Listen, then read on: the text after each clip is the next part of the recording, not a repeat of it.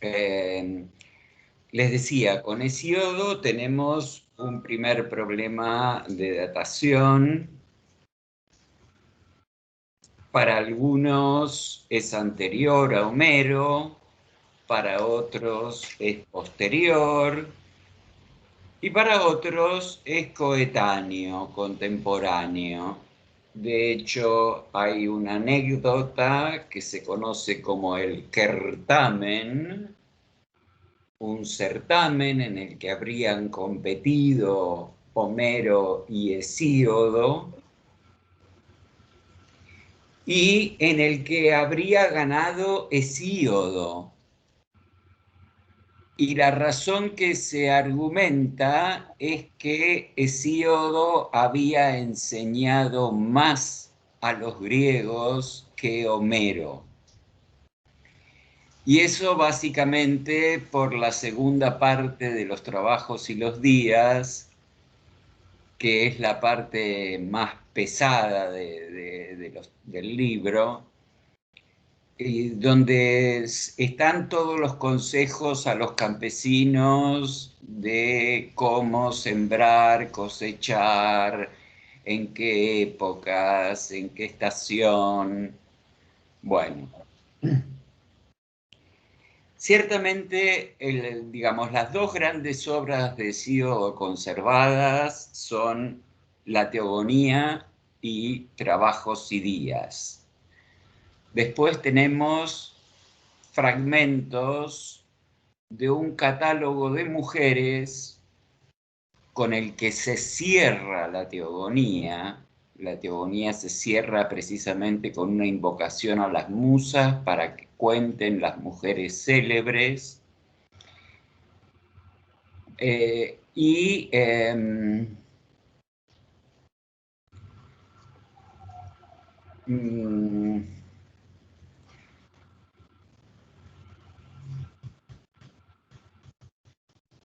Y digamos que, bueno, el catálogo de las mujeres, fragmentario, y después también el supuesto poema atribuido a Hesíodo, también fragmentario, el escudo de Heracles, que sería de alguna manera una réplica de lo que es el escudo de Aquiles en el canto 18 de la Ilíada.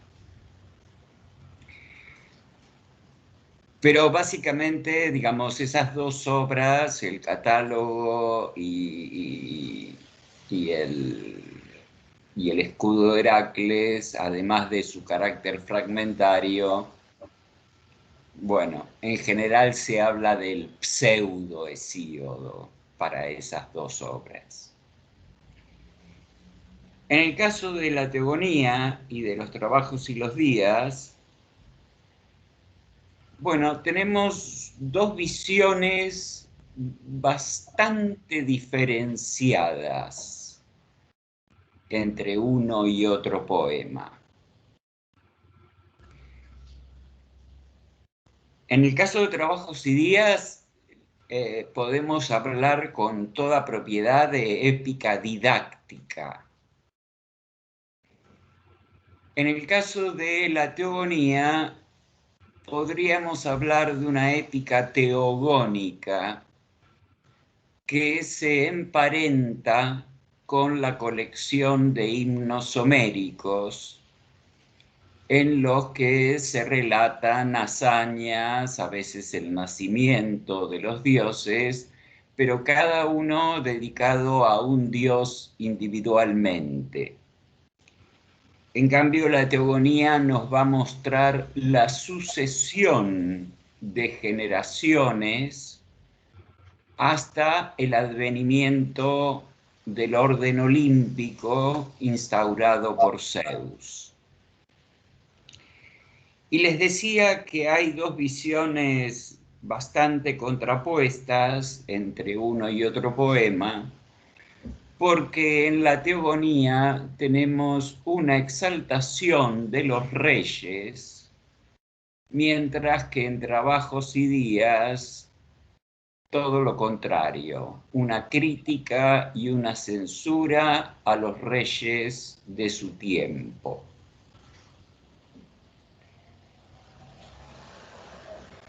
Vamos a empezar por la teogonía,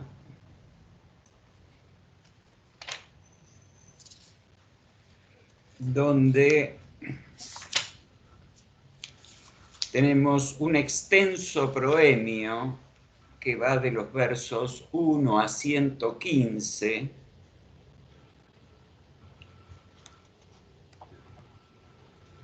Por empezar, comienza por invocar a las musas del Helicón, del monte Helicón, a diferencia de lo que tenemos en los poemas homéricos, donde las musas son siempre las musas olímpicas.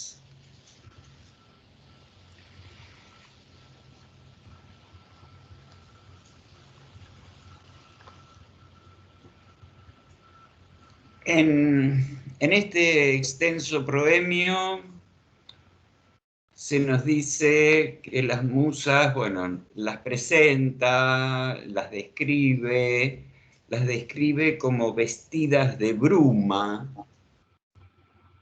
en el verso 9.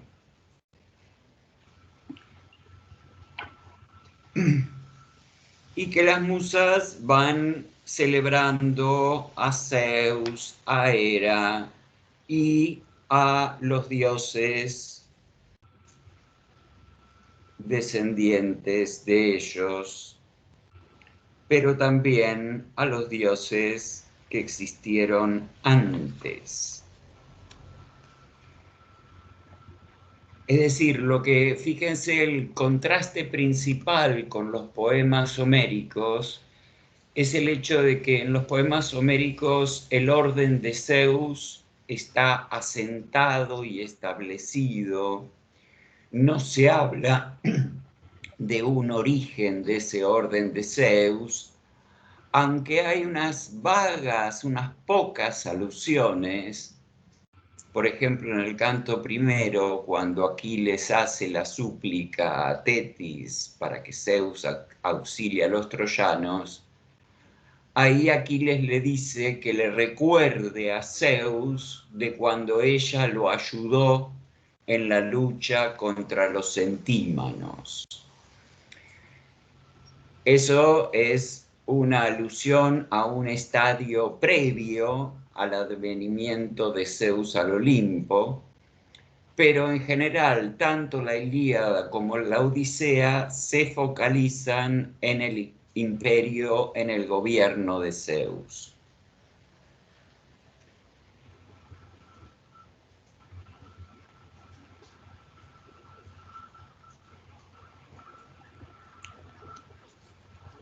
En el verso, fíjense, 115, perdón, sí, en el verso 115 se va a dar comienzo a la parte cosmogónica, cómo surgió el cosmos. Y ahí lo que tenemos es la pregunta por la arjé, el principio del universo, que era la gran pregunta de los filósofos presocráticos. Por eso que muchos ven en Hesíodo el preludio de la especulación filosófica. Pero antes quiero marcar otras cosas. Profe, Sí, ¿en qué verso dijo? en el verso 115. Gracias. Ahí empieza del verso diciendo exarges, desde el principio.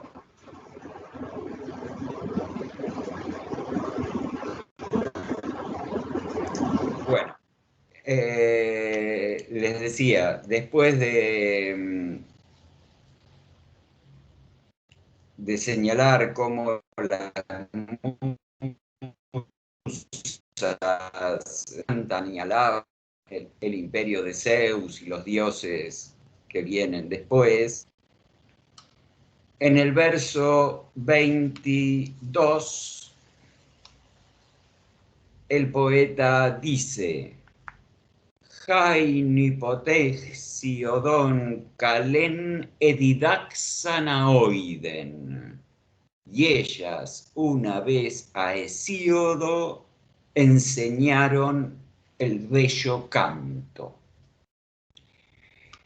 Y acá tenemos dos cosas para señalar. En primer lugar, la sfragis, el sello poético, donde Hesíodo se nombra a sí mismo como el cantor, el autor del poema. Fíjense, es la primera aparición del yo poético de manera expresa. En los poemas homéricos no tenemos nada que se le parezca. ¿Mm? Y un punto fundamental es el verbo edidaxan, enseñaron, porque es precisamente lo que nos marca que también la teogonía tiene una impronta didáctica. ¿Y qué es la didacticidad? El origen de todas las cosas y cómo el cosmos llegó a devenir en el estado actual contemporáneo del poeta. Entonces dice, ellas una vez enseñaron a Hesíodo su bello canto mientras apacentaba ovejas al pie del divino Helicón. Esto a mí en primer lugar las diosas con su discurso me dijeron, las musas olímpicas, hijas de Zeus que tiene la égida. Fíjense cómo aquí está en el monte Helicón, pero las llaman musas olímpicas. Está jugando con las dos. Y el discurso directo de las musas en el verso 26, que interpela al pastor, dice: pastores rústicos, mal oprobio, vientres solamente. Sabemos decir muchas cosas semejantes a verdades, sabemos decir muchas falsedades, pseudeapola, muchas mentiras semejantes a verdades, pero también sabemos cuando queremos anunciar la verdad. Y acá tenemos el contraste que se ha interpretado entre lo que las musas homéricas, digamos, dicen, que serían mentiras, y lo que las musas de Hesíodo anuncian, que son aletheia, cosas verdaderas, en el verso 28. Ahora bien, ese verso 27 podemos decir muchas cosas, muchas mentiras semejantes a cosas reales, etimoisin,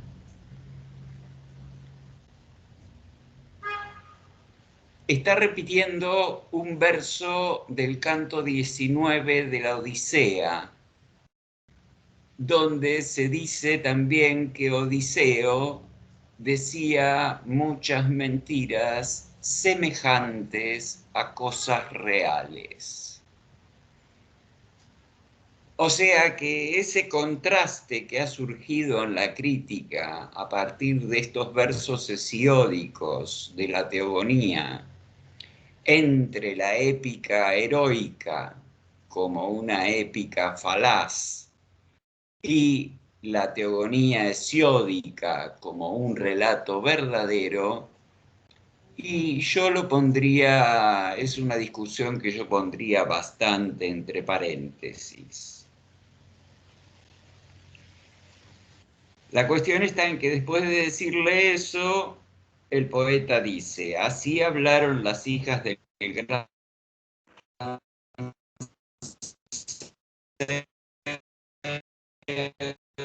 Zeus, me dieron una rama de fértil laurel tras haberla cegado admirable, y me insuflaron una voz divina para que celebrara lo que será y lo que antes fue. Fíjense, esto es lo que se conoce en la crítica como la iniciación poética de Hesíodo.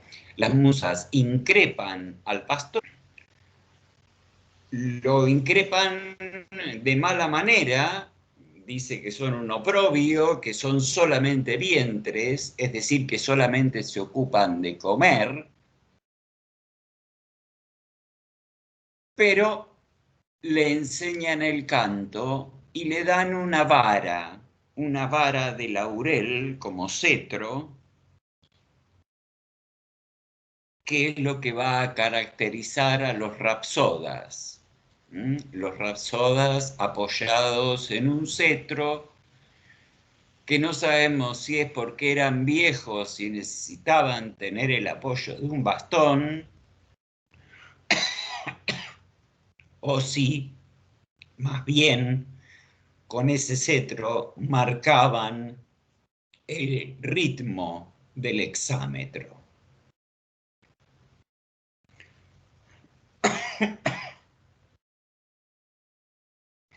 Y le ordenaron, y me ordenaron, cantar himnos a la estirpe de los dichosos siempre existentes, y a ellas mismas al principio y al final siempre cantar. Con esto, con ese verbo infinitivo hymnein que tienen en el verso 33, vemos que también hay una correlación con lo que les decía antes, con los himnos homéricos, con una épica teogónica que se emparenta con la poesía de los himnos homéricos.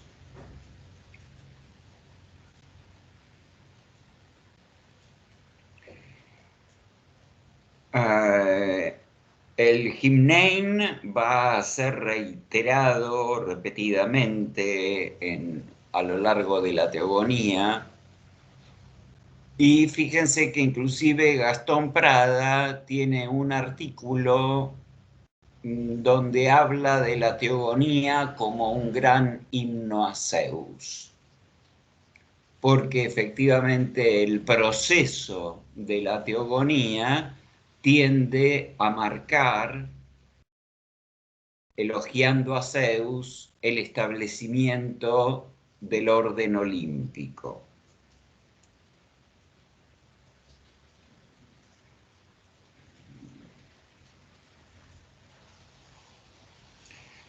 Bueno, habla entonces en el resto del proemio, paso las páginas y una y otra vez me aparecen formas del himnein, hasta llegar al verso 115, donde 114 en realidad, donde les pide Tauta Petemusa y Olimpia doma tejusai, pero estas cosas decidme musas que poseéis olímpicos palacios, exarges desde el principio. Caieipate y dime, jotiproton genetauton. ¿Quién es el primero que vino a partir de estas cosas.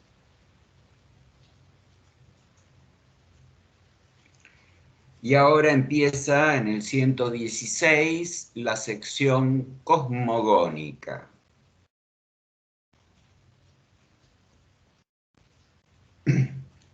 Y esa sección cosmogónica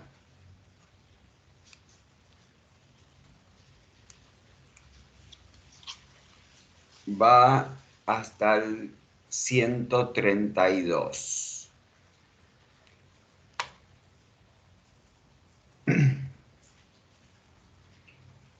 Eto imen protista chaos genet.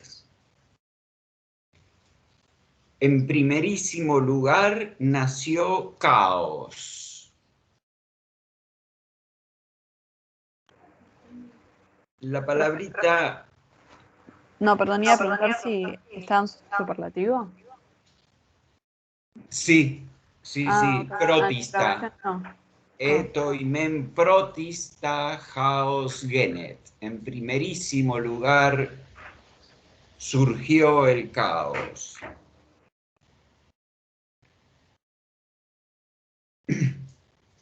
Luego, Gea de vasto pecho, asiento siempre firme de todos los inmortales, quienes habitan la cumbre del nevado Olimpo, y el tártaro brumoso en lo profundo de la tierra de anchos caminos, y Eros, el más bello entre los inmortales dioses, que relaja los miembros de todos los dioses y de todos los hombres, daña el corazón en el pecho y la prudente voluntad.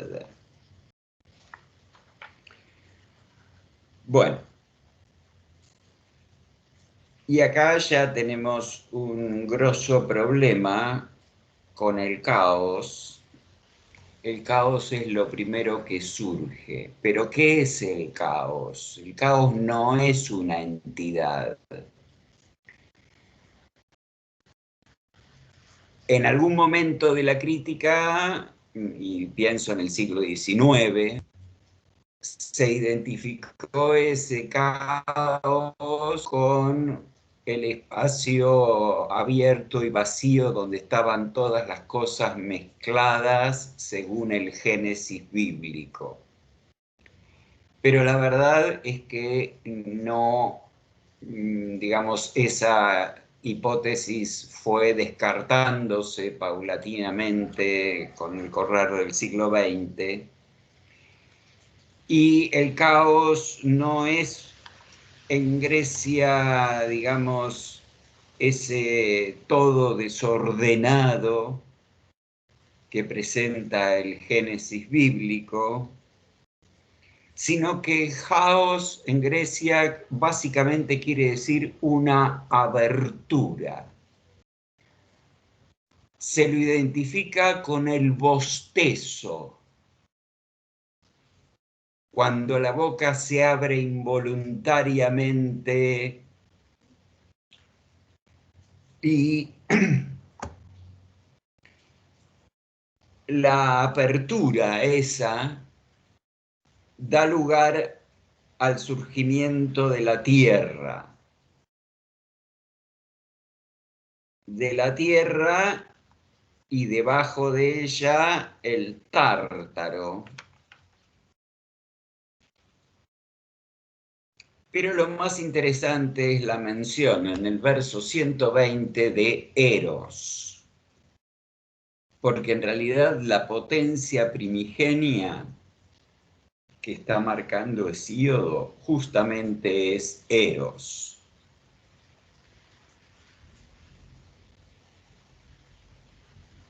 Profe, ¿te puedo hacer una pregunta con respecto a eso? Sí, Porque cuando estaba leyendo la teogonía, o sea, la mención a Eros me remitió totalmente al banquete y a cuando hablan de que Eros es el primer dios y es el mucho más viejo que Afrodita.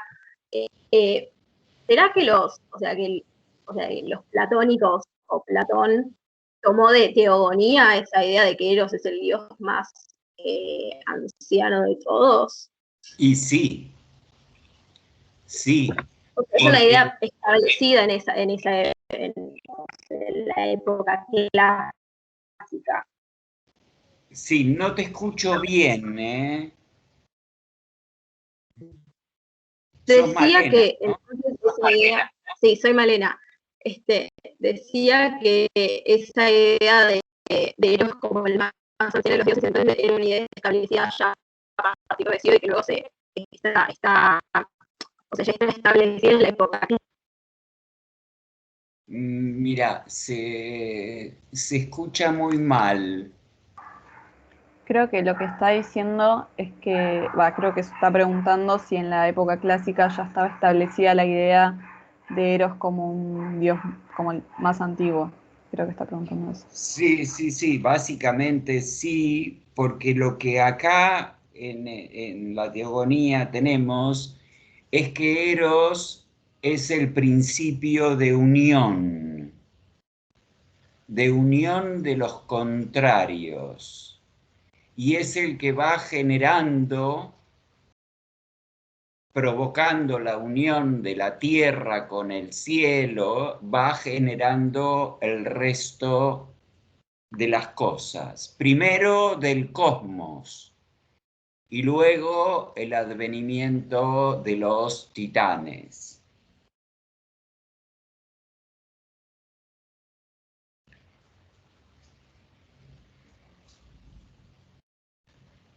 Fíjense cómo sigue.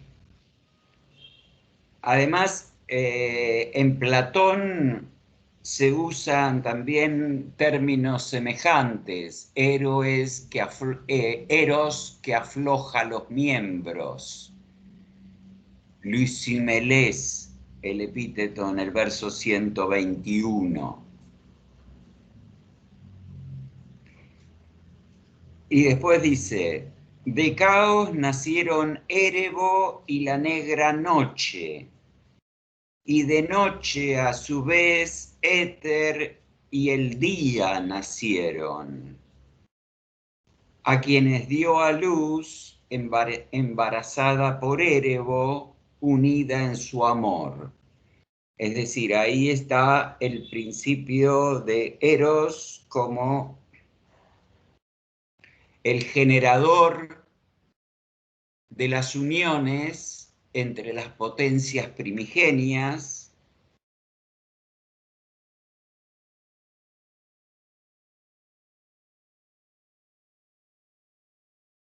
y en el 6 tenemos Gaia engendró primero a uno igual a ella, a Urano estrellado, para que la cubriera toda. Es decir, fíjense que Eros hace que la tierra engendre al cielo.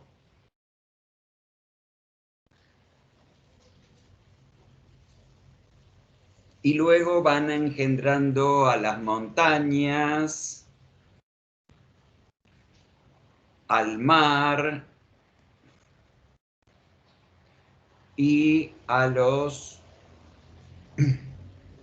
océano, y empieza la generación de los titanes en 134.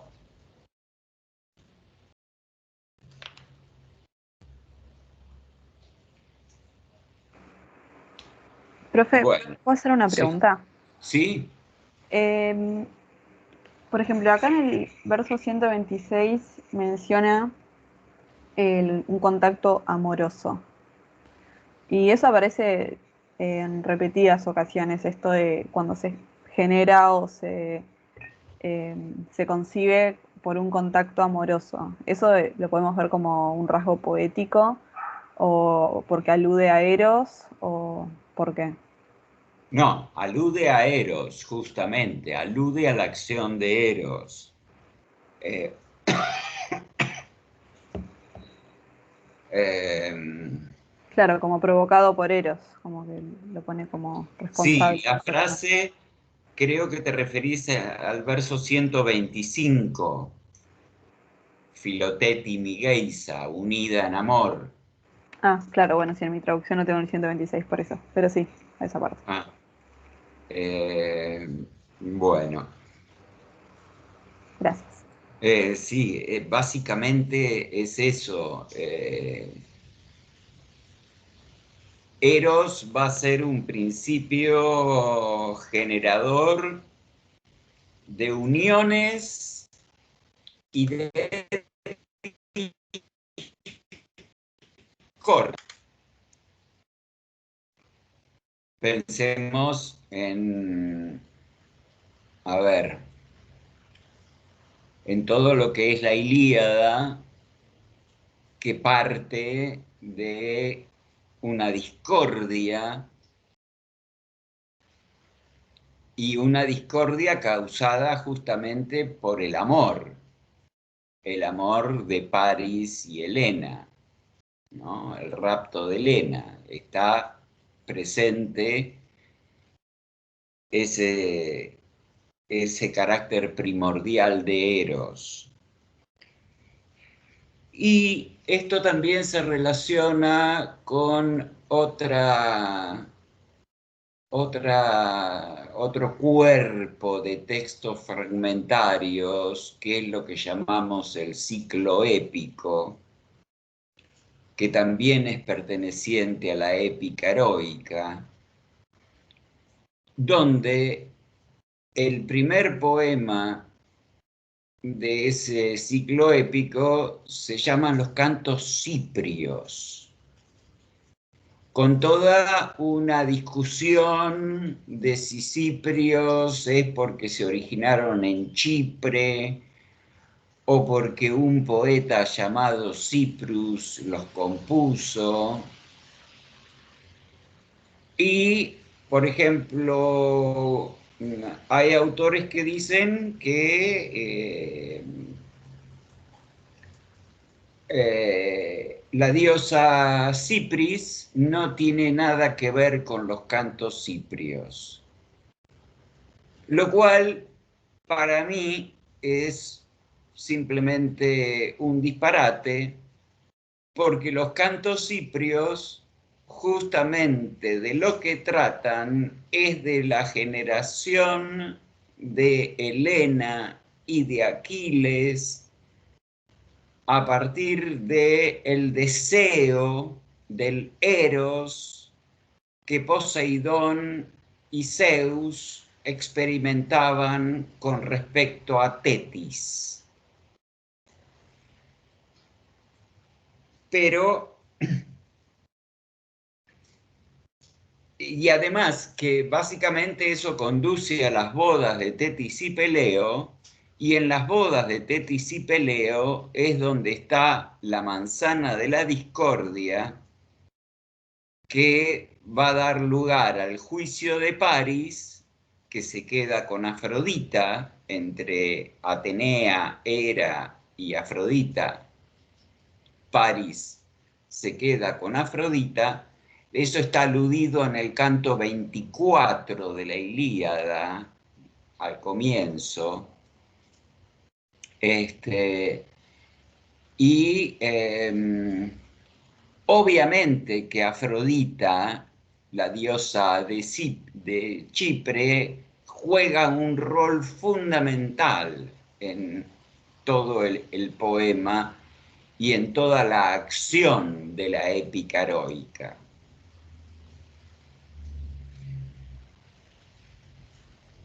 Bueno, entonces va avanzando la teogonía por la sucesión de las distintas generaciones.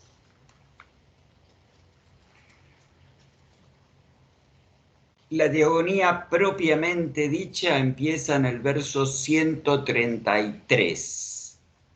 Digamos, teogonía en el sentido de generación de los dioses, que son los primeros descendientes de Gea y Urano, y que están identificados con nombres como dioses, no ya como partes del cosmos, como era antes las montañas, el ponto, sino que ya vienen individualizados. La primera generación, esta primera generación son los hijos de Gea y Urano, los titanes, los cíclopes y los centímanos. En 154, 182 vamos a tener el episodio de la castración de Urano por su hijo Cronos. De esa castración de Urano van a surgir, por un lado, las erinias, los gigantes, las ninfas melias y Afrodita, acompañada por Eros. El episodio de la castración de Urano básicamente es un relato que se ve en muchas otras culturas y que apunta a la separación de cielo y tierra. Perdón, profe, ¿podría repetir los versos? Sí, ya te digo, 154 a 182. Ah, gracias.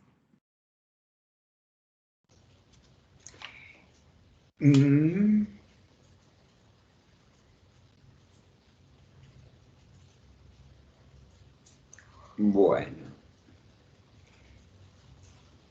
Básicamente la castración se da por parte de su hijo Cronos. Por supuesto, en algún momento fue identificado con Cronos, el tiempo,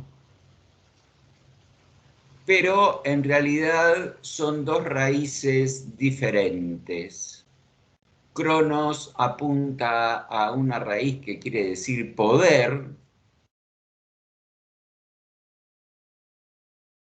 y la asociación con el tiempo que la habían hecho los antiguos ha sido, digamos, dejada de lado por la crítica reciente.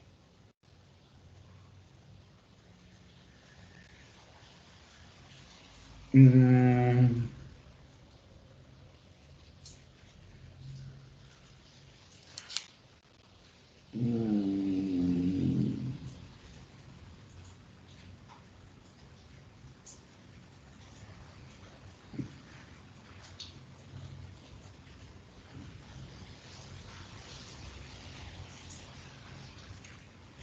Bueno, y a ver.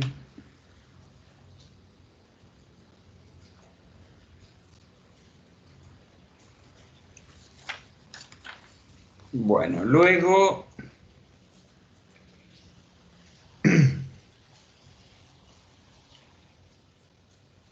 en el 240 empieza la descendencia de la tercera generación. En el 337 se da la descendencia de los titanes.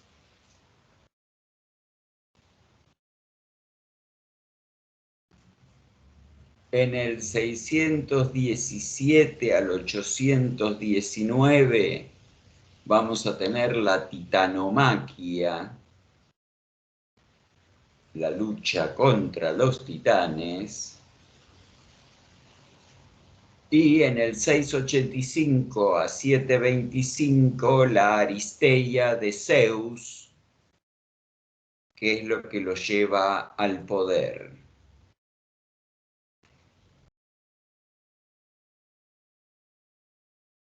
que se consolida en 820 a 885,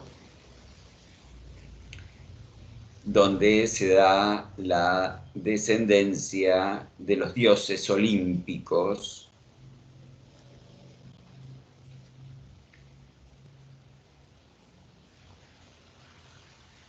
En el 963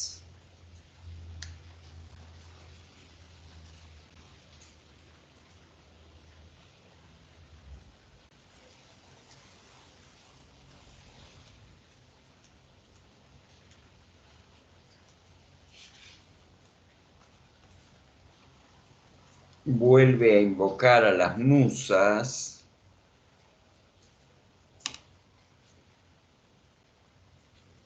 y les pide que canten a cuantas mujeres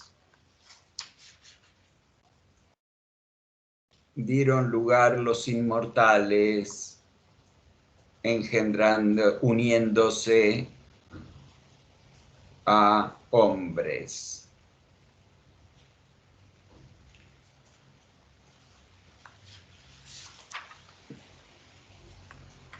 Tenemos una breve... Bueno, es todo, fíjense que es todo un catálogo lo que está presentando Hesíodo, un catálogo de dioses.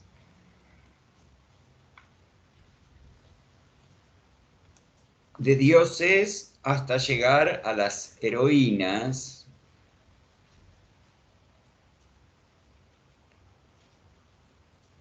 Pero bueno, ahí en el 963, 964, ahí tenemos el final de la generación teogónica. En el 965 dice Nunne, ahora, y ahí pasa a la generación de heroínas.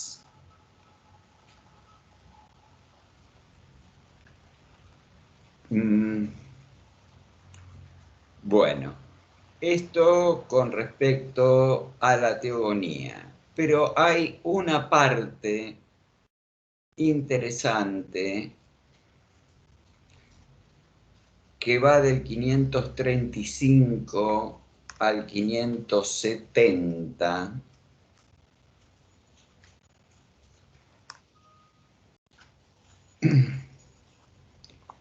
que es el mito de Prometeo.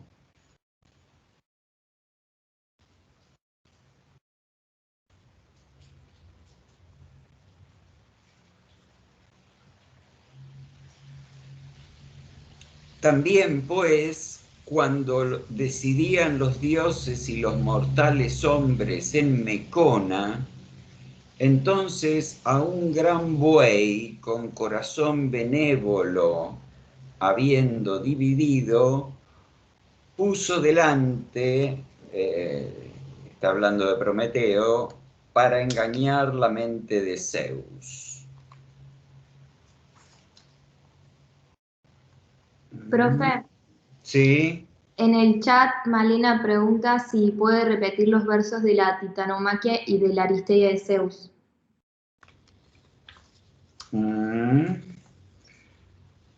La Titanomaquia van del 6:17 al 8:19 y dentro está la Aristeia de Zeus en 6:85 a 7:25.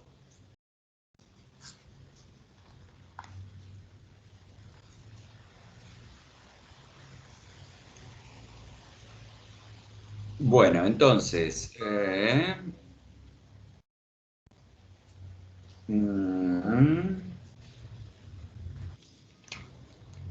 les decía, estaba con el buey en el 540 y dice, pues para ellos carnes y entrañas grasientas con gordura, con grasa, guardó en un cuero, cubriéndolas con vientre bovino. Fíjense con lo que llamamos el mondongo.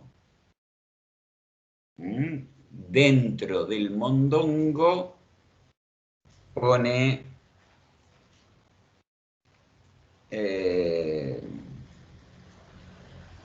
las carnes. Y por otro lado, los huesos blancos del buey, con artera técnica, disponiendo bien, ocultó cubriéndolos con brillante grasa.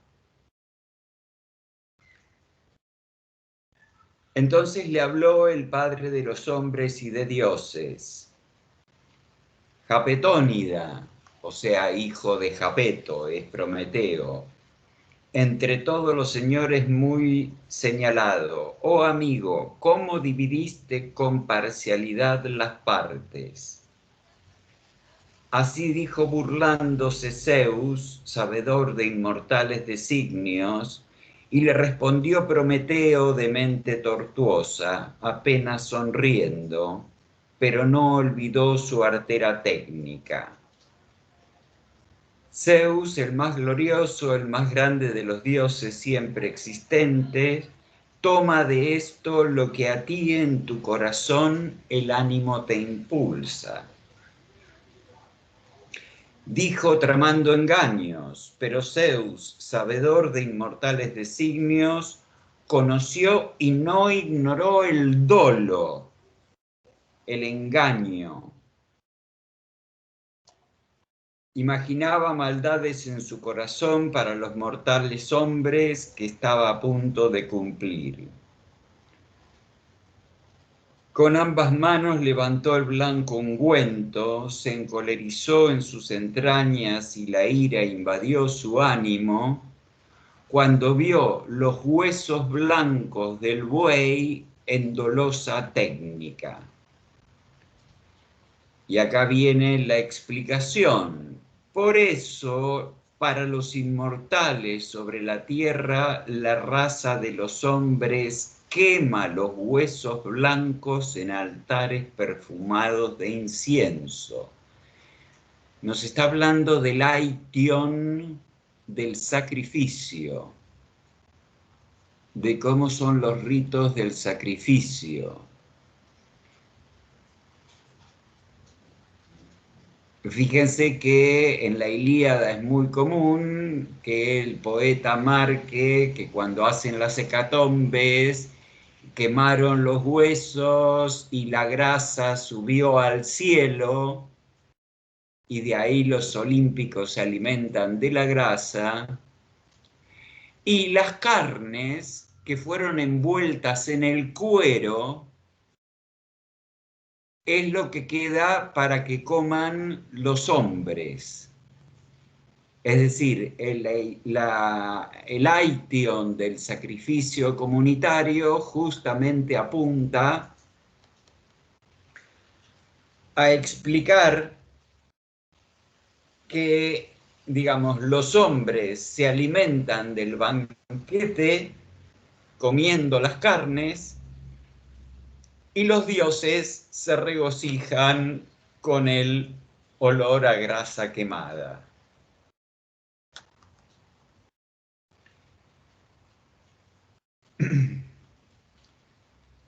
Bueno, luego viene la historia del fuego.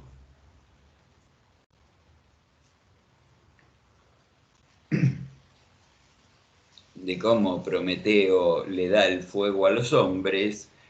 El mito del Prometeo con el fuego también se relata en los trabajos y los días con una ligera variación.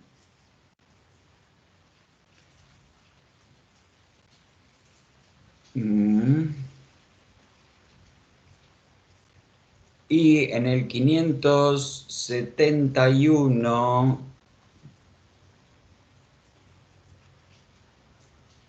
y siguientes tenemos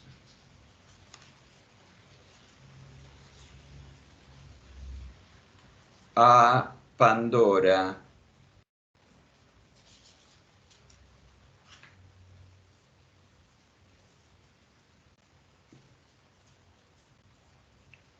aunque su nombre aparece en realidad en los trabajos y los días.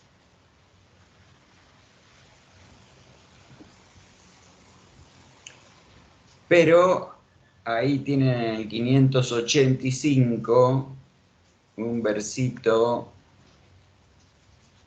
donde dice: entonces, después que compuso este bello mal, el bello mal es Pandora, en vez del bien, la condujo a donde estaban los otros dioses y los hombres, glorificada con el ornato de la hija del poderoso padre, la de ojos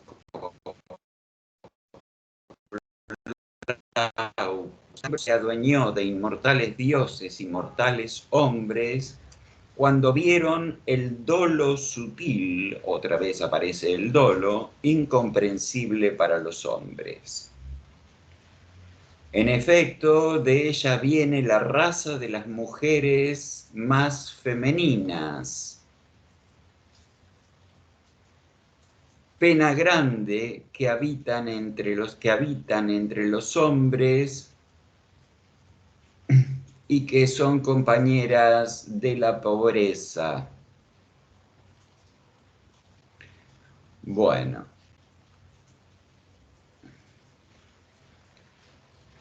Bueno, este mito de Pandora y de Prometeo y Pandora están relatados, digamos, lo que importa de la teogonía es el aition de los sacrificios, de por qué a los dioses se les da la grasa y a los hombres se les da la carne. Y en los trabajos y los días van a tener en los versos 42 a 105 los mitos de Prometeo y de Pandora, de los cuales va a surgir la necesidad humana del trabajo.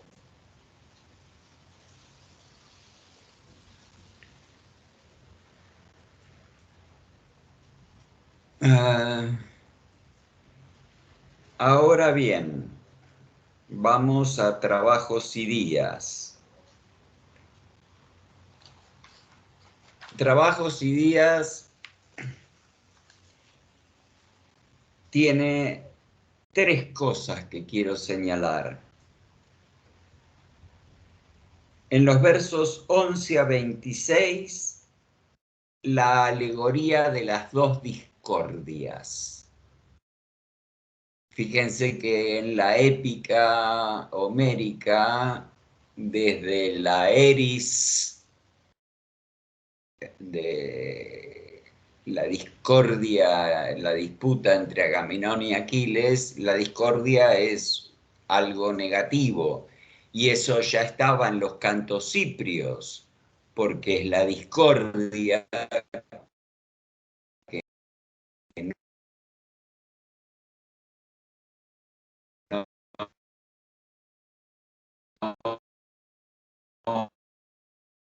fue la que arroja la manzana de la discordia, para que París.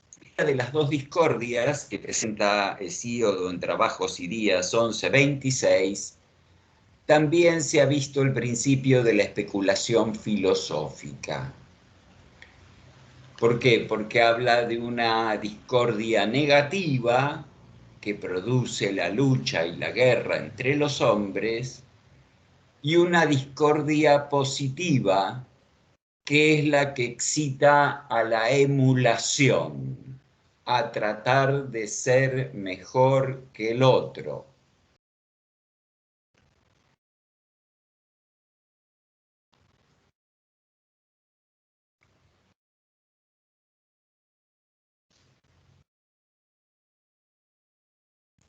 Luego tienen en los versos 42 a 103 los mitos de Prometeo y de Pandora, Pandora se llama así porque todos los dioses le aportan un don. Cada uno le da un don de su especialidad y el más terrible de todos los dones es el que le da Hermes, que le da la palabra.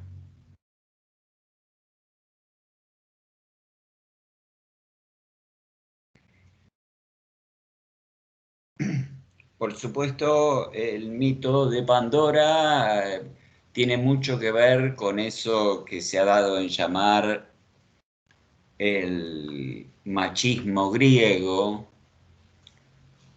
y que para mí es una extrapolación de criterios que no se aplica a la antigüedad griega. ¿Y por qué digo que no se aplica? Y porque las grandes acciones de la antigüedad, de las grandes epopeyas, están provocadas por mujeres. Piensen en Helena y piensen en Briseida. ¿Mm?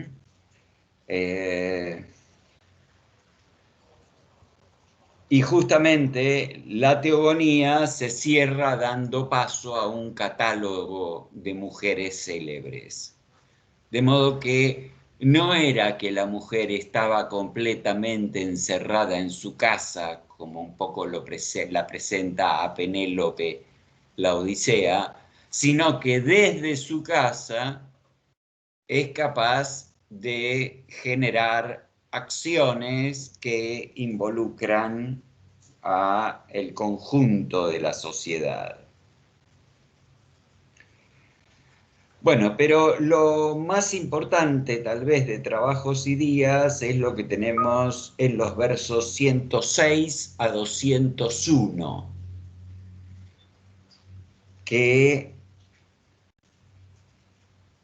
es el mito de las 5 edades, de las 5 generaciones de hombres. La de oro, la de plata, la de bronce, la de los héroes y la de hierro.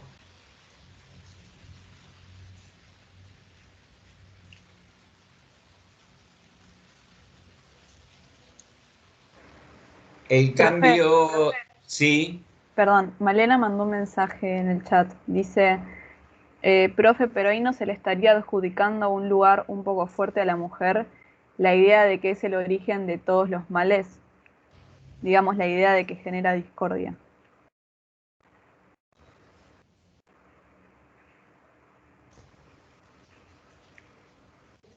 eh,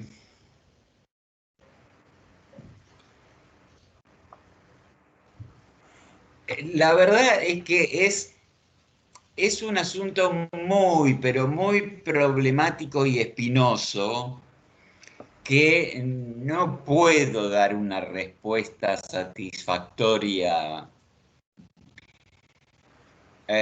Sí, digamos que la visión de la mujer con Pandora, si se quiere, es negativa, porque va a ser por Pandora que los hombres van a quedar condenados a tener que trabajar para ganarse el sustento cotidiano. Mm. Profe, es un poco similar Sí. a lo que pasa con la Eva del judaísmo, en algún sentido, ¿no?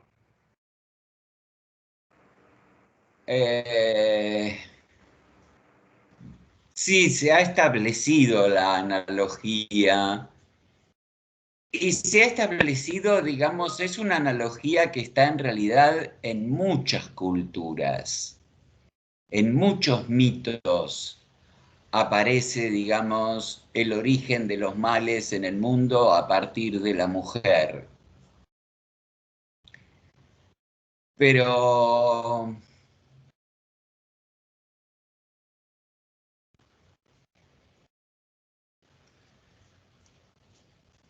no sé, digamos, Eso es para reflexionar. Básicamente, fíjense que Hesíodo presentó a la tierra como la potencia primigenia, la primera que va dando lugar al cielo, a los mares, a los ríos, a las montañas, y es nuestro sustento, es donde estamos parados.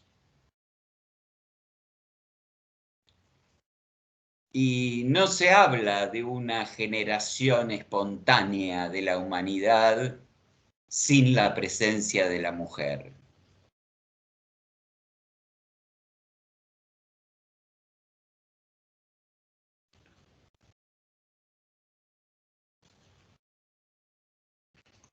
Bueno, les decía el mito de las 5 edades.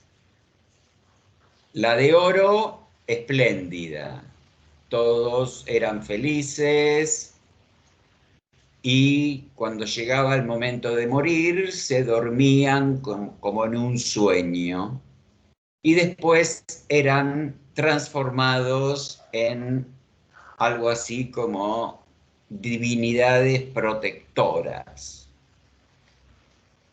Luego viene la de plata, que ya es inferior, la de bronce, que es más inferior todavía, y Hesíodo intercala en lo que en otras culturas se conoce como mito de las 4 edades, intercala una quinta, que es la de los héroes.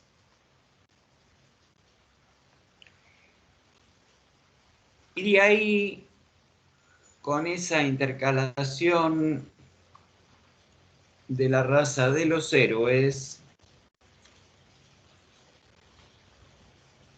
me voy a detener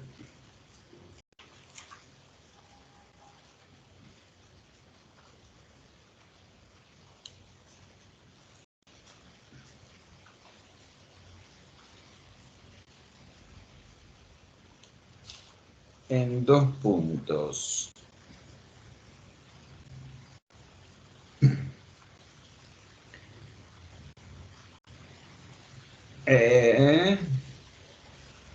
Empieza en el verso 158, es la 4ª generación que engendra Zeus.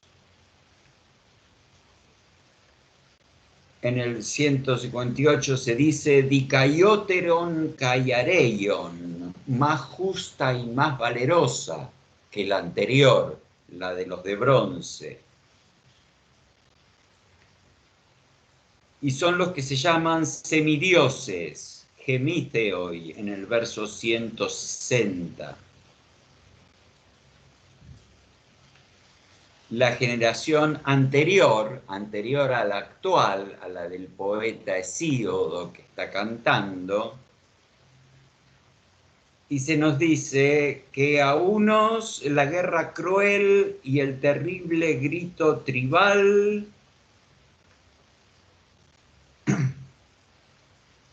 al pie de Tebas de 7 puertas, en tierra cadmea, destruyó a los que combatían por los rebaños de Edipo. Y a otros también, después que en naves sobre el gran abismo del mar llevó a Troya por causa de Helena, de hermosa cabellera, allí a unos el fin de la muerte los envolvió y a otros, lejos de los hombres, dándoles sustento y moradas, Zeus Cronida los asentó en los confines de la tierra y habitan con el corazón despreocupado en las islas de los bienaventurados, junto al océano vertiginoso, héroes felices, a quienes fruto dulce como la miel, que prospera 3 veces al año, ofrece la tierra dadora de dones. Bueno, fíjense que con esto Hesíodo pone a la generación de los héroes de Tebas y los héroes de Troya como una generación anterior a su propio tiempo, que ya es la Edad de Hierro, y de la cual Hesíodo se lamenta. Se lamenta porque dice en el 174, ojalá no hubiera sido nunca de la quinta generación de los varones, sino que hubiera nacido antes o después. En estos versos se implica o se ha interpretado una cierta condición cíclica del tiempo. Es decir, Hesíodo lamenta haber nacido en la generación de hierro porque imperan la injusticia, la discordia, no hay respeto ni por los padres ni por los ancianos, en fin, digamos, todas las características son negativas de la generación de hierro. Pero les decía que implicaría una concepción cíclica del tiempo, es decir, que cuando se termina la generación de hierro, vuelve a la generación de oro. Entonces, Hesíodo está diciendo, ojalá hubiera nacido antes, es decir, en la generación de los héroes, o después, cuando se termine la de hierro y vuelva la de oro. Pero lo que quiero remarcar es que Hesíodo da por concluida la generación de los héroes de Tebas y de los héroes de Troya, que son precisamente las generaciones de las que nos habla la épica homérica. Si bien obviamente la épica homérica nos habla primordialmente de la de Troya, hay también resonancias de la saga tebana.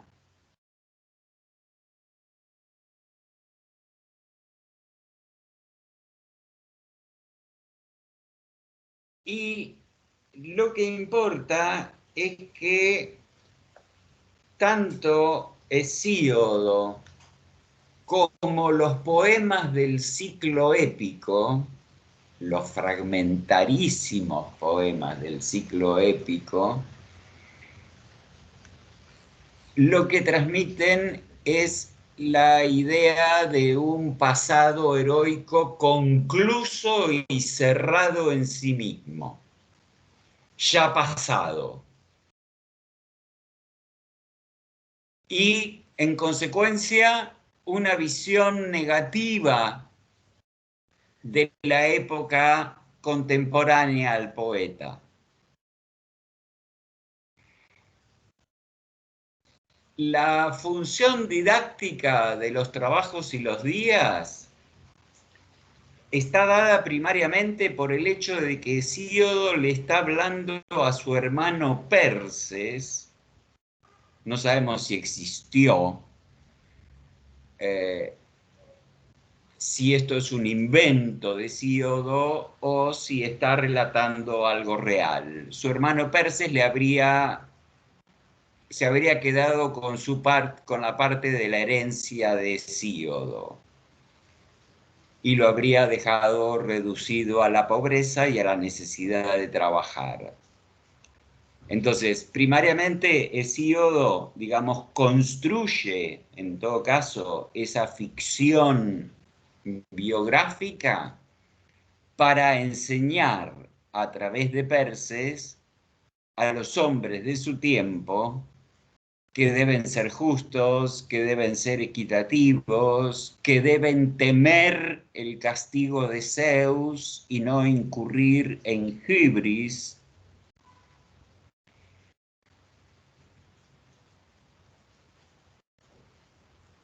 Pero bueno, el hecho es que establece una visión absolutamente negativa de su propio tiempo.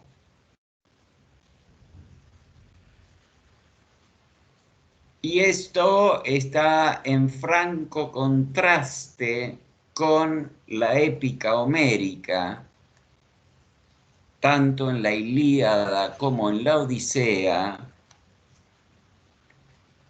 que por el contrario busca establecer una continuidad entre ese pasado heroico y la época histórica de Grecia.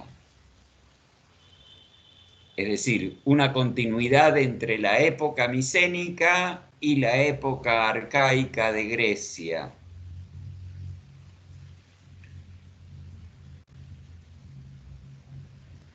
Y esa continuidad se da por el establecimiento de valores, los valores de la épica, que luego se transfieren a la cultura arcaica.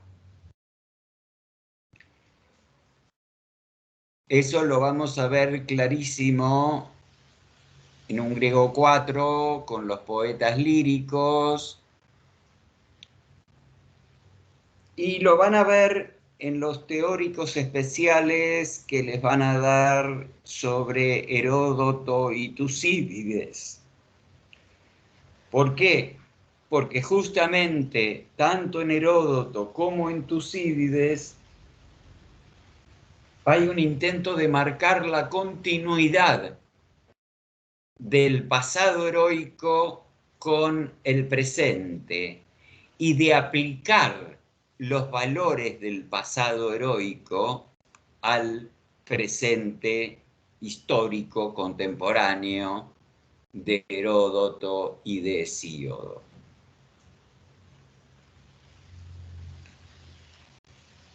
Bueno, yo dije que iba a ser breve, pero veo que me he extendido demasiado. Así que dejo abiertas a preguntas.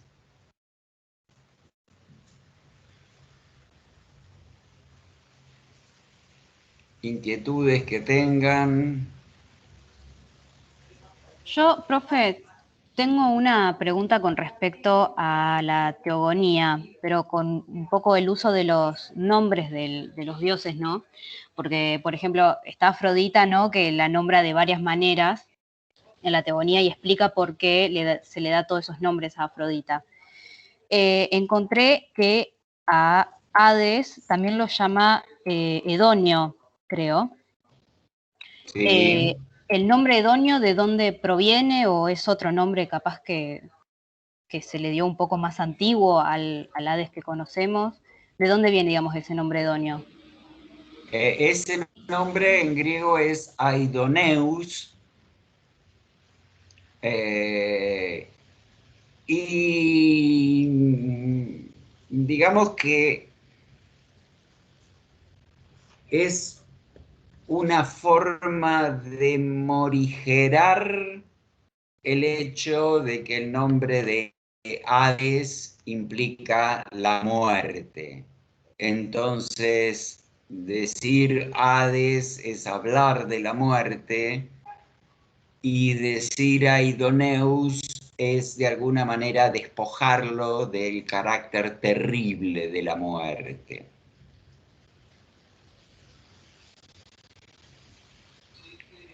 Para Afrodita,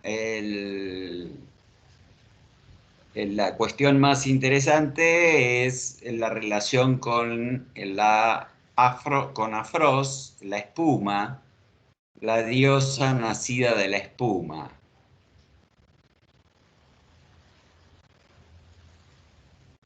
Claro, sí, porque justamente siendo Afros espuma, imaginé que capaz Edonio también tenía algún tipo de referencia de esa manera, ¿no? Que significaba algo más.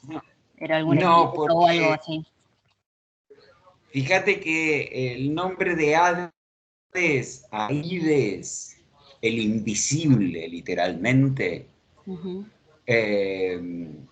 Y Aidoneus, no hay una diferencia, digamos, etimológica. La etimología sigue siendo la misma, sigue siendo el invisible.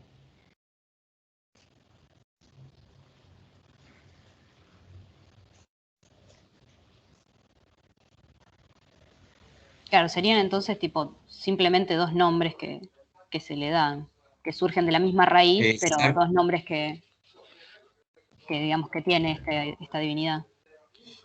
Sí, digamos que con Aidoneus lo que se intenta es sacarle el carácter terrible de la muerte y considerarlo como una suerte de Dios de una transformación. Eso es algo que se opera en el ciclo épico. En el ciclo épico se habla mucho de la inmortalización de los héroes. Y fíjense que acá Hesíodo en Trabajos y Días, cuando habla de los héroes de Tebas y de Troya, dice que tuvieron un lugar especial en las islas de los bienaventurados. Y de alguna manera hay una inmortalización de esos héroes. Y en realidad la inmortalización de esos héroes se da en el lenguaje poético. O sea, esos héroes están en las islas de los bienaventurados, que es una forma de decir el lenguaje de la poesía, que conserva la memoria del pasado, ¿no? O sea, decir la isla de los bienaventurados significa decir la poesía.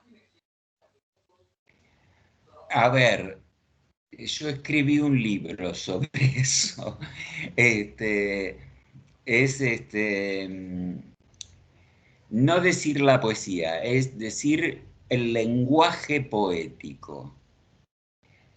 Digamos, lo que Hesíodo presenta es que fueron trasladados a los confines de la tierra, a las islas de los bienaventurados, en el extremo del océano, del río Océano.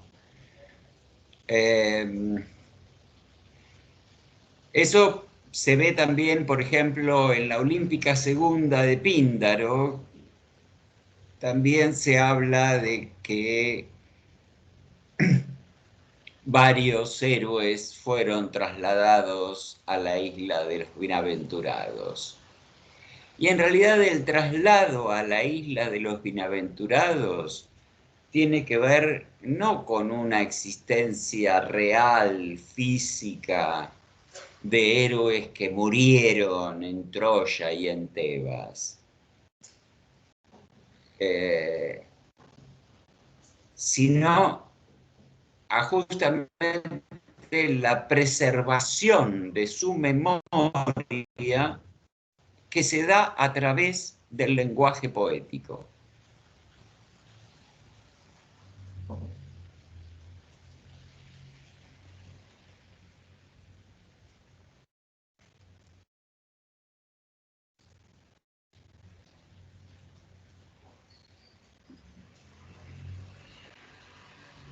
Bien, ¿alguna pregunta más?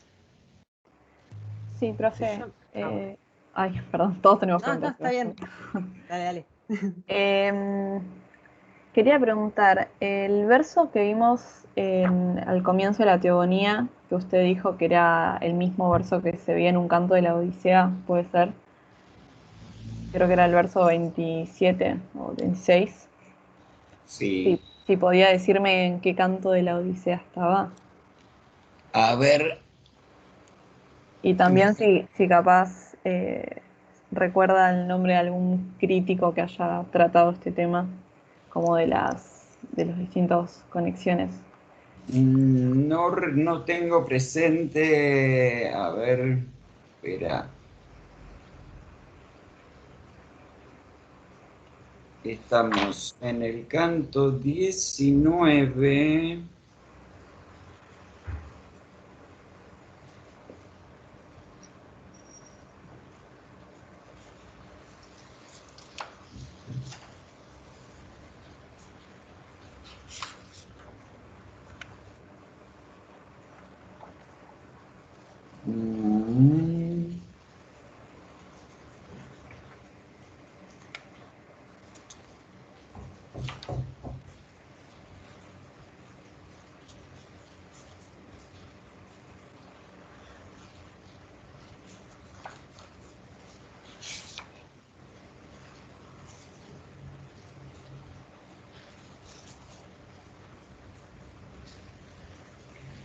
Bueno, te lo busco para el verso preciso para la próxima clase.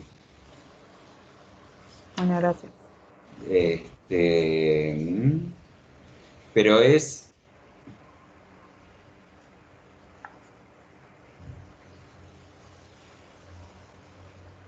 A ver si lo encuentro.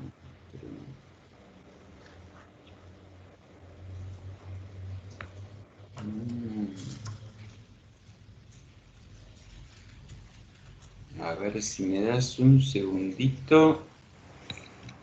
Por ahí lo encuentro.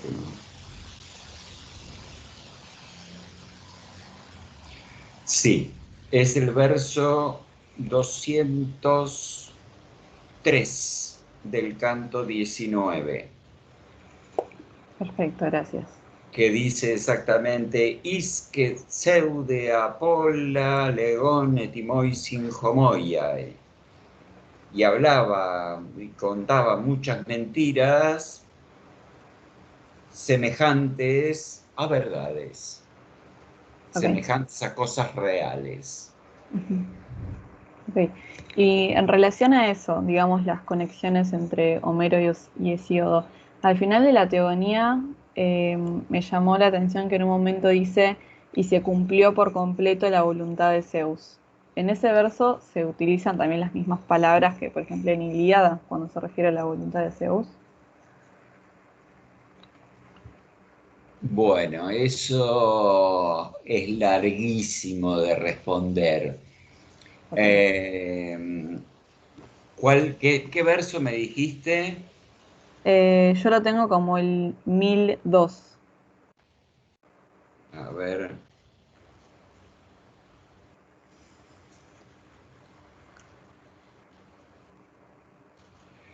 Bueno, dice otra cosa en realidad, o por lo menos yo lo tengo en el texto y no tengo acá aparato crítico, porque dice megaludios nos exeteleito. Y se cumplía el nos de Zeus, el pensamiento de Zeus. Ok, yo acá No en está la traducción usando... de Gredos usan voluntad. Sí, acá también usan una palabra semejante, pero habría que ver si hay alguna variante textual.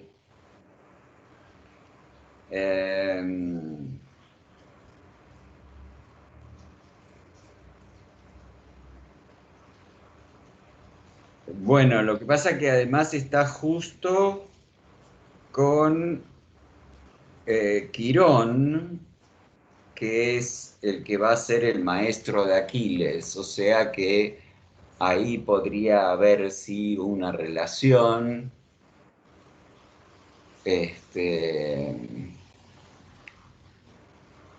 Pero bueno, eso digo que es largo de responder porque en el mismo verso 5 de la Ilíada hay un escolio que explica qué quiere decir que se cumplía la voluntad de Zeus y lo pone en relación con los cantos ciprios, donde se cumplía la voluntad de Zeus, pero por una razón muy diferente. Ahí en los cantos ciprios la voluntad de Zeus es el exterminio de la raza de los héroes. Ok. Mientras que en la Ilíada la voluntad de Zeus se identifica con la súplica de Tetis, con la voluntad de Tetis y básicamente con la voluntad de Aquiles. Ok, bueno, gracias. No, por favor. Y Lucía, ¿tenías una pregunta? Sí, yo me quedé con la duda sobre las generaciones, sobre el mito de las edades. Usted había dicho que Hesíodo intercala la generación de héroes en un mito que originalmente tenía 4 edades. Ujú. ¿De dónde Sí, salía ese mito? O sea, ¿a quién se contrapone Hesíodo? ¿Cómo es eso? bueno, en realidad, a ver, si van, por ejemplo, a la égloga cuarta de Virgilio, en la égloga cuarta de Virgilio se habla del mito de las 4 edades, que son las que se identifican con metales: oro, plata, bronce, hierro. Esas 4 edades con esa identificación con metales también está en la mitología hindú, con el mito de los 4 yugas, las 4 grandes edades, y donde se entiende que hay una cosmovisión degenerativa del tiempo. Y ese degenerativa del tiempo implica también degenerativa de las razas que habitan dentro de ese tiempo.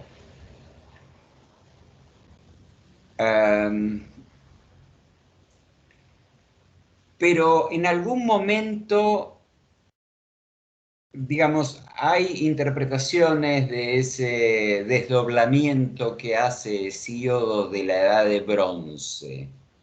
¿Por qué? Porque la generación de los héroes también es una generación de bronce, básicamente marcada por el armamento que usaban.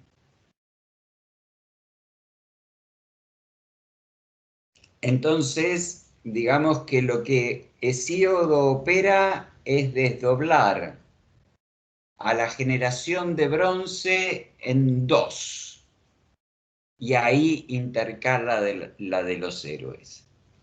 Pero también hay otras culturas que dividen el tiempo en 5 edades.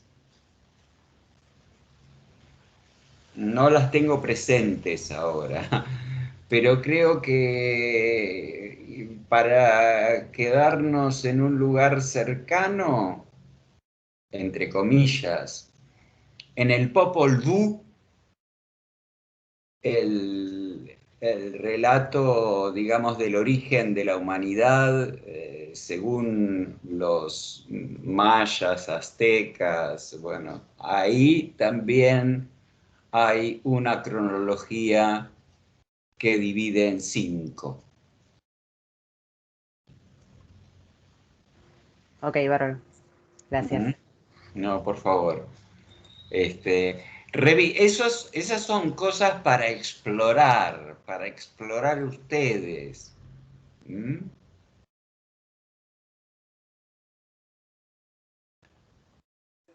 Igual Hesíodo no propone tanto, o sea, no es completamente degenerativa, digamos, este paso del tiempo, porque como es cíclico, significa que va a volver al oro, va a volver en algún momento a resurgir, digamos.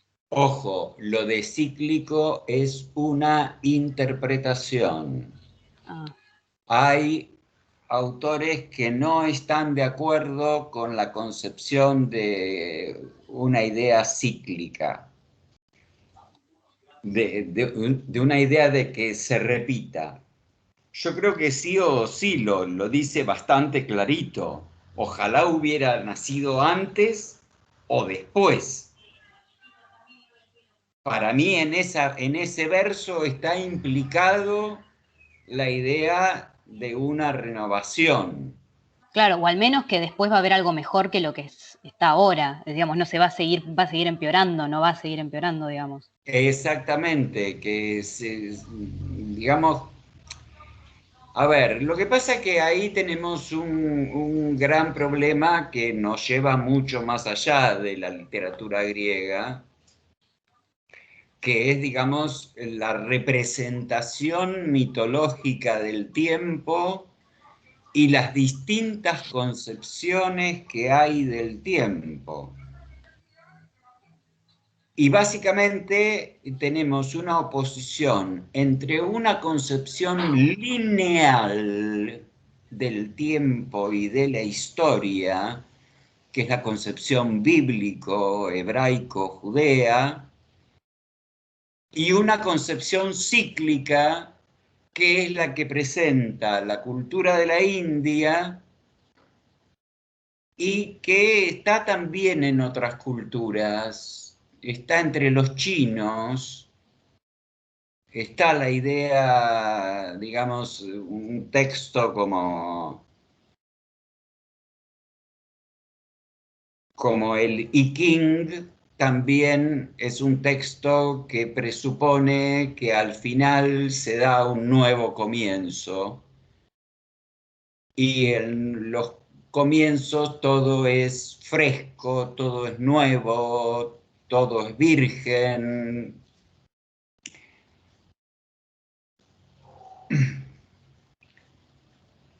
O sea,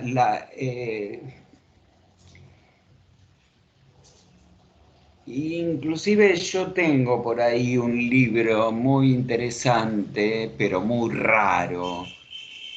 No lo pondría jamás en una biografía de un programa, sobre, digamos, las correspondencias entre la concepción cíclica del tiempo y la concepción lineal del tiempo, y cómo en realidad, pese a la aparente contradicción, no lo son. ¿Por qué? Porque la concepción cíclica del tiempo uno la puede proyectar en una recta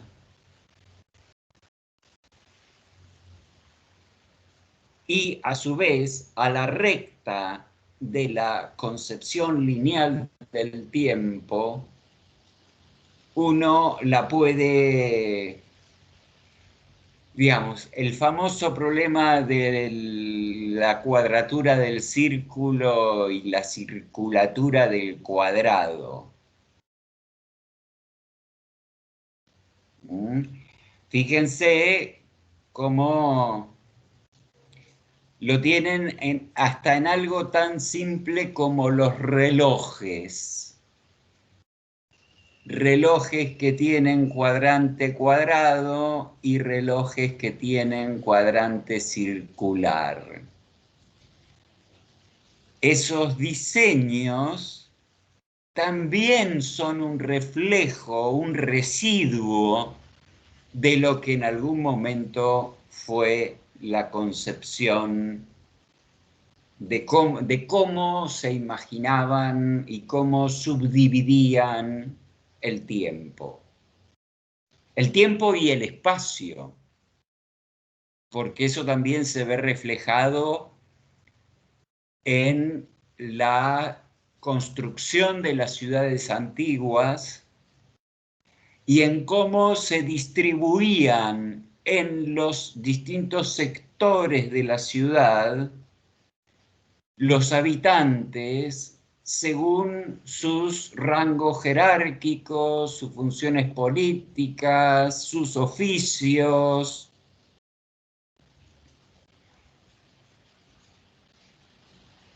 Hay algo que está en la Eneida de Virgilio y que hay, digamos, toda una discusión a partir de allí, la representación de la Roma Quadrata.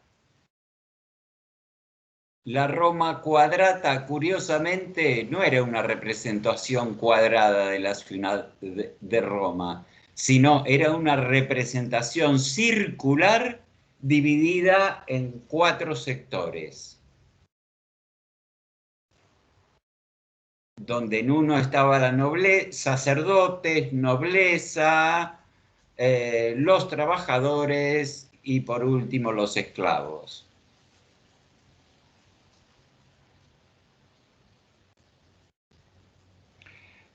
Para todo eso, lo que tienen que explorar son las cuestiones de mitología y de mitología comparada. En el programa hay algunos títulos, son muy pocos porque no toda esa bibliografía es, digamos, en rigor científica.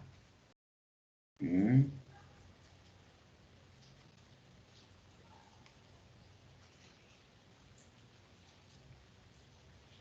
Bien. ¿Alguna pregunta más? Creo que había quedado una pregunta en el chat. Sí, Eh, eso iba a decir. Ok. Sí, creo que es Malena, ¿no? Que dice, cuando hablamos de teogonía sobre el bastón de laurel que un rapsoda recibe de las musas, ¿es el mismo que luego Teócrito hace que un rapsoda le dé a otro cuando se inicia? Me refiero al idilio 7 específicamente. Te podría decir que sí, básicamente es la idea de que los rapsodas, justamente, como ocurre también en la asamblea de los dánaos al comienzo de la Ilíada, fíjense que cuando tomaban la palabra tenían el cetro. El cetro es el cetro con el que se pasa la palabra y eso mismo se replicaba en los certámenes agonísticos de rapsodas.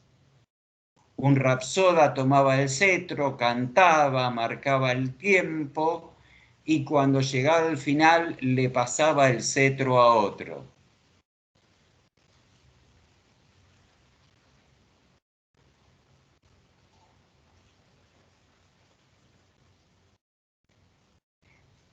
Lo que sí, no sé, tal como está formulada la pregunta, es el mismo que luego Teócrito hace, ¿verdad? Bueno, el mismo, obviamente no, pero el símbolo es lo que cuenta.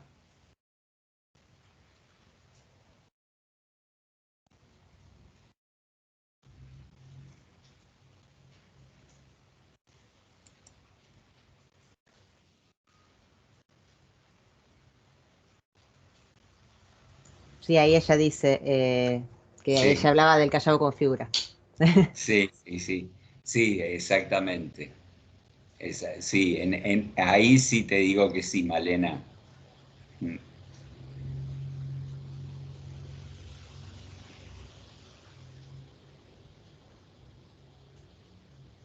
Bueno, son las 9 menos 10 pasadas, así que creo que ha llegado el momento de dejar acá por hoy. ¿Mm? Profe, el próximo teórico de literatura es en 2 semanas. Creo que es en 2 semanas, son los jueves cada 2 semanas. Ok. ¿Y qué Creo tenemos que que la leer próxima para el día? toca a Herodoto, me parece. Pero pregúntenle a Alejandro, que tiene el cronograma, Ok. que es el que armó el cronograma. Y el miércoles de la semana que viene nos vemos, seguimos con los modos sintácticos para que vayan ajustando bien el griego. ¿Mm? Bueno, chicos, que tengan un muy buen fin de semana. Muchas gracias, profe, igualmente. Bueno, gracias y nos Chao, vemos. profe. Buen fin de. Igualmente, Chao, chao, profe. profe. Buen Chao a fin todos. de, Buen fin chao. de.